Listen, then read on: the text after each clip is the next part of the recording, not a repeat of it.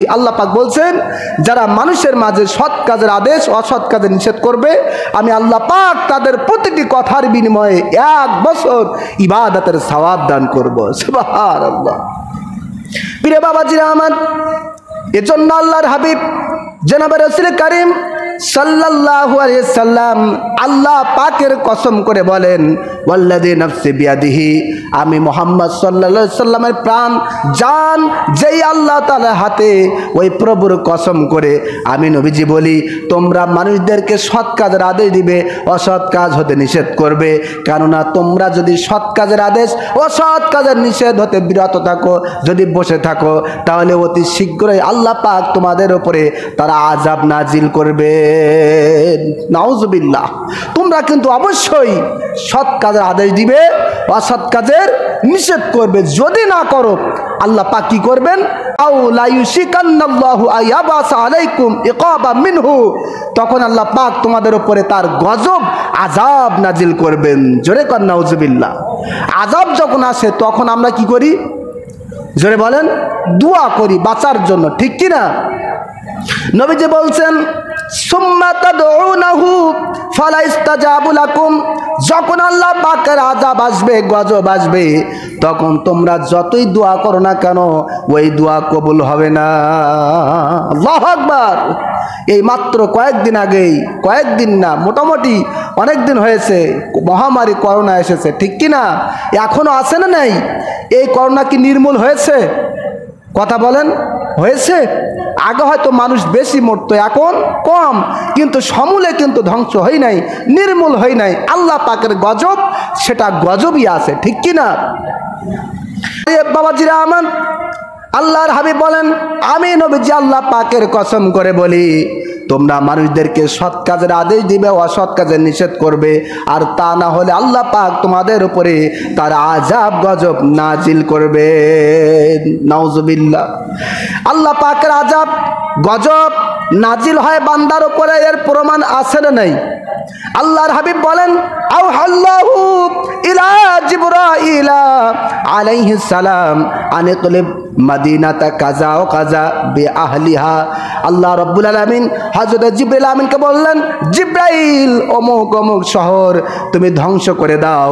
হযরত জিবরাইল আমিন আল্লাহ পাকের নির্দেশ মোতাবেক শহর উল্টিয়ে দিতে এসে, শহর গজব দিতে এসে বলেন, আল্লাহ ফাকালা ইয়া রাব্বি ইন্না ফীহিম আবদাকা, আল্লাহ আপনি এই শহরটাকে আপনি উল্টিয়ে দিতে বলেছেন, আযাব দিতে বলেছেন, গজব নাজিল করতে বলেছেন, কিন্তু আমি জিবরিল এসে দেখলাম এই শহরের মধ্যে এমন একজন বান্দা রয়েছে, এমন একজন তোমার খাস বান্দা রয়েছে, যেই বান্দা একটা মুহূর্তের জন্য তোমার নাফরমানি করে নাই। সুবহানাল্লাহ। একটা এলাকার ভিতরে সব মানুষ নাফরমান গুনাহগার, এমন তো আর হতে পারে না, ঠিক কি না? আল্লাহ পাকের কিছু পাগল, আল্লাহ পাকের কিছু ভালো বান্দা আছে না নাই? গোনা আছে কম বেশি সকলের, কিন্তু ভালো বান্দা, আমার চেয়ে ভালো বান্দা এলাকার ভিতরে আছে না নাই? হযরত জিবরাইল আমিন বললেন, প্রভু মালিক আপনি তো এই শহরটাকে উল্টিয়ে দিতে বলেছেন, গজব নাজিল করতে বলেছেন, কিন্তু এই এলাকার ভিতরে, শহরের ভিতরে একজন বান্দা রয়েছে, যেই বান্দা সবচেয়ে আপনার কাছে প্রিয়, এবং ওই বান্দা একটি মুহূর্তের জন্য আপনার নাফরমানি হয় নাই। সুবহানাল্লাহ। এখন এই বান্দাকে রেখে কি পুরা শহরটা উল্টিয়ে দেব, না তাকে সহ উল্টাবো? সুবহানাল্লাহ। কে বলতেছেন? হযরত জিবরাইল আলাইহিস সালাম। সুবহানাল্লাহ। আল্লাহ তাআলা বললেন, জিবরাইল তুমি ওই নেককার বান্দাকে সহ তুমি উল্টায়া দাও। তার কারণ হলো ওই নেককার বান্দা সারা জীবন তসবিহ টিপেছে, ইবাদত বন্দী করেছে, নফল ইবাদতের কোনো ঘাটতি নাই, নামাজ রোজার কোনো ঘাটতি নাই, কিন্তু একটা জিনিসের ঘাটতি ছিল, সেটা হলো তার সামনে যখন কোনো অন্যায় অপরাধ গুনাহের কাজ, শরীয়ত বিরোধী কাজ আসতো, সে কিছুই বলতো না, কিছুই না বলে তসবিহ টিপতো। সুবহানাল্লাহ। তার অন্যায় তো এটাই, তার দায়িত্ব ছিল নবীর উম্মত হিসাবে শুধু তসবিহ টিপা নয়, শুধু নামাজ রোজা করা নয়, বরং তার সামনে যত অন্যায় অপরাধ শরীয়ত বিরোধী কাজ আসবে তার দায়িত্ব ছিল সেটাকে বাধা দেওয়া, সৎ কাজের আদেশ করা, অসৎ কাজের নিষেধ করা। কিন্তু সেটা তো সে আদায় করি নাই, এজন্য সে ভালো মানুষ হলেও কি হবে, তাকে সহ শহরটা উল্টিয়ে দাও। জোরে কর নাউজুবিল্লাহ। তাহলে সৎ কাজের আদেশ অসৎ কাজের নিষেধ দেওয়া করার দরকার আছে না নাই?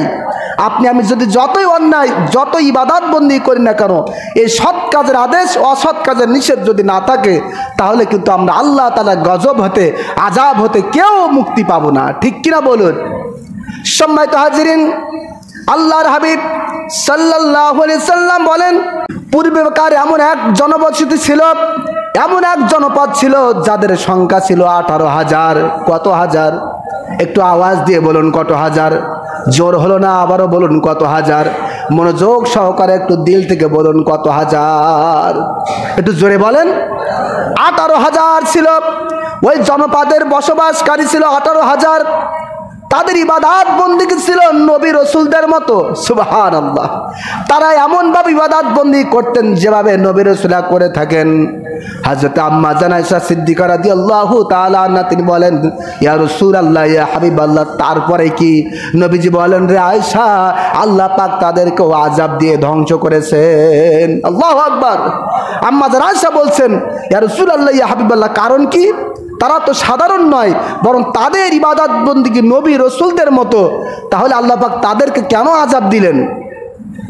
আল্লাহ রাব্বুল আলামিনের হাবিব বললেন, রে আয়েশা, তাদের ইবাদত বন্দিগি নবী রাসূলদের মতো, কোনো ঘাটতি নাই, কিন্তু তাদের ঘাটতি হলো মানুষদেরকে সৎ কাজের আদেশ অসৎ কাজের নিষেধ করতো না। আল্লাহু আকবার। এজন্য আল্লাহ পাক তাদেরকে ধ্বংস করেছেন। কি করেছেন? আজকে সমাজের মধ্যে এমন কিছু শ্রেণীর মানুষ আছে যাদের ইবাদত বন্দিগির ঘাটতি নাই। ঠিক কিনা বলুন?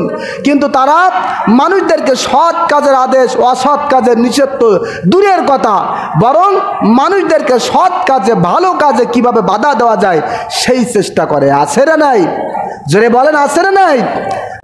এটা নিছক শয়তানের কাজ ছাড়া আর কিছু নাই। নবীজি বলেছেন তাদের ইবাদত বন্দিগি নবী রাসূলদের মতো, কিন্তু তাদের অপরাধ হলো তারা সৎ কাজের আদেশ অসৎ কাজের নিষেধ করে না। এজন্য আল্লাহ পাক ওই জনপদবাসীকে 18,000 মানুষকে আল্লাহ পাক ধ্বংস করেছেন। জোরে কর নাউজুবিল্লাহ। সম্মানিত হাজিরিন, এজন্য মানুষদেরকে ভালো কাজ করতে শেখাতে হবে। ঠিক কিনা? মানুষদেরকে সৎ কাজের আদেশ দিতে হবে, অসৎ কাজ হতে নিষেধ করতে হবে। এটা হচ্ছে আমার আল্লাহর হুকুম, এটা হচ্ছে আমার রাসূলুল্লাহর হুকুম। ঠিক কিনা বলুন?